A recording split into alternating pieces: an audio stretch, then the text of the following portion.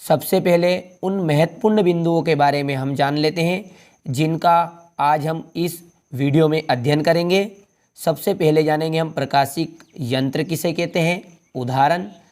फिर जानेंगे दर्शन कोण किसे कहते हैं, कुछ दर्शन कोण से संबंधित कुछ महत्वपूर्ण तथ्य, और अंत में हम जानेंगे स्पष्ट दृष्टि की न्यूनतम दूरी किसे कहते हैं।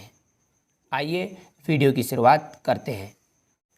देखिए, सबसे पहले जानते हैं प्रकाशिक यंत्र किन्हें कहते हैं।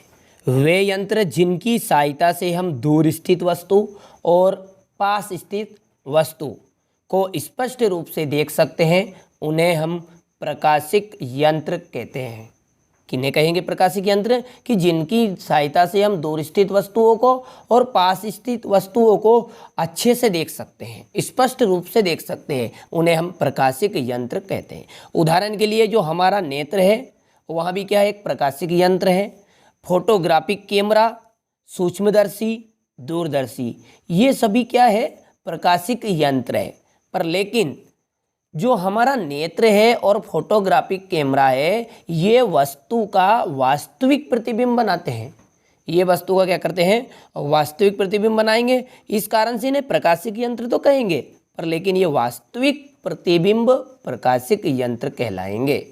उसी तरह जो ये सूक्ष्मदर्शी है और दूरदर्शी है, ये वस्तु का आभासी प्रतिबिंब बनाएंगे, इसलिए इन्हें आभासी प्रतिबिंब प्रकाशिक यंत्र कहेंगे। ठीक है, तो प्रकाशिक यंत्र में जो प्रतिबिंब है वो दो तरह से बनेगा, एक तो वास्तविक और एक आभासी। अब देखते हैं दर्शन कोण किसे कहते हैं। देखिए, जो वस्तु द्वारा नेत्र पर, हमारे जो नेत्र है उस पर कोण बनता है, एंगल बनता है, उसे ही हम दर्शन कोण कहेंगे। तो किसी वस्तु के द्वारा नेत्र पर जो बना हुआ एंगल है, कोण है, इसे ही हम दर्शन कोण कहते हैं। ठीक है, कुछ महत्वपूर्ण तथ्य है दर्शन कोण से संबंधित कि जब वस्तु हमारे नेत्र से दूर होती है तो उसके द्वारा जो निर्मित दर्शन कोण है वह छोटा होता है। कैसा होगा, छोटा रहेगा। कब छोटा रहेगा, कि जब वस्तु हमारे नेत्र से यानी कि आँख से दूर रहेगी तो दर्शन कोण छोटा रहेगा, और जब वस्तु को हम हमारी आँख के पास लेके आ जाएंगे तो दर्शन कोण कैसा बनेगा, बड़ा बनेगा। ठीक है, तो ये पहला आपका महत्वपूर्ण तथ्य रहा था दर्शन कोण का, कि जब वस्तु हमारे आँख से दूर रहेगी तो उसके द्वारा जो निर्मित दर्शन कोण है वहाँ छोटा रहेगा, और जब आँख के पास रहेगी तो बड़ा प्रतिबिंब बनेगा।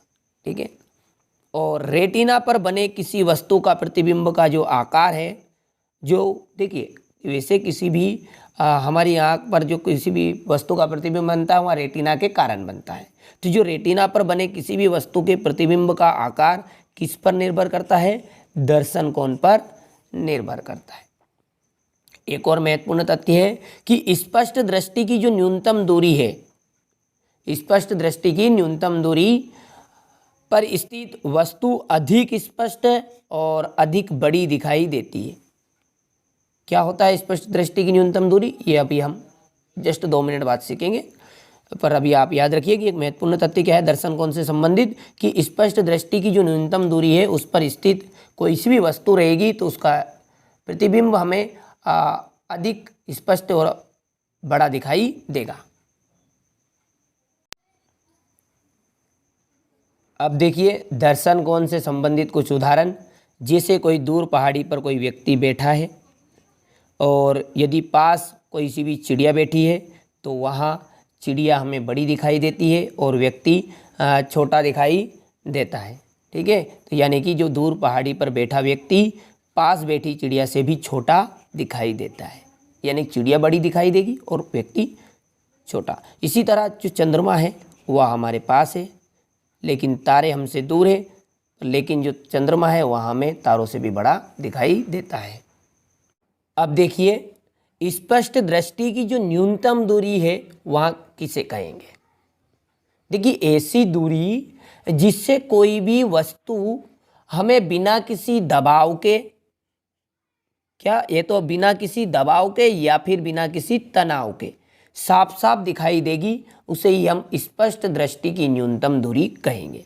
यानी कि सीधी सी बात है कि ऐसी दूरी जहाँ से हम वस्तु को देखेंगे तो हमें बिल्कुल साफ सुथरी दिखाई देगी, अच्छे से दिखाई देगी, उस दूरी को ही हम कहेंगे स्पष्ट दृष्टि की न्यूनतम दूरी।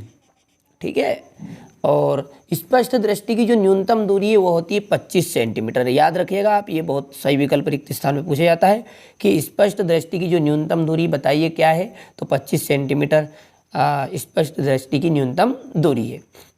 और एक चीज़ और है कि रेटिना पर जो छवि बनती है वस्तु की, उसको बनने में 1 से 16 सेकेंड तक का समय लगता है। कितने सेकेंड में बन जाती है छवि? 1 से 16 सेकेंड में।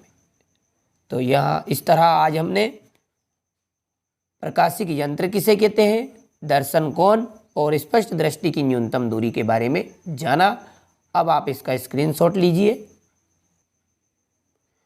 यहाँ से आप इसका स्क्रीनशॉट लीजिए, दूसरा स्क्रीनशॉट आप यहाँ से लीजिएगा, अगला स्क्रीनशॉट यहाँ से लीजिए और अंत का यहाँ से अंत का स्क्रीनशॉट लीजिएगा।